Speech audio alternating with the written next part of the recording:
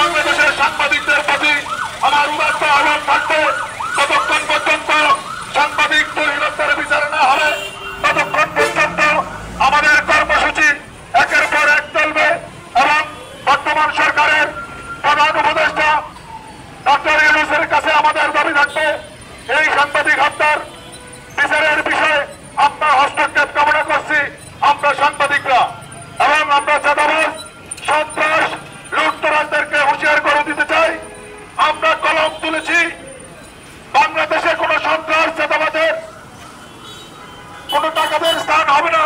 আমাদের কলম চলবে এবং কলমের মাধ্যমে আমরা প্রতিবাদ করব।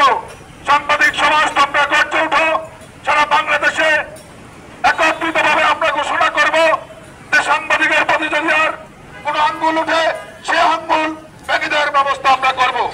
আমরা আজকে থেমে নাই, আমরা জেগেছি সাংবাদিক সমাজ।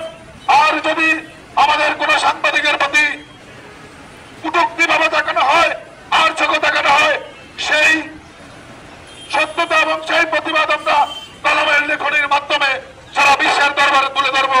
এবং আমরা এই দুই হত্যার প্রতিবাদ জানাচ্ছি এবং দুই হত্যার বিচার যতক্ষণ পর্যন্ত না হবে ততক্ষণ পর্যন্ত একের পর এক আমাদের কর্মসূচি থাকবে এবং কঠিন কর্মসূচি আমরা ঘোষণা করব ততক্ষণ পর্যন্ত তুহিন সাংবাদিক হত্যার বিচার না হবে।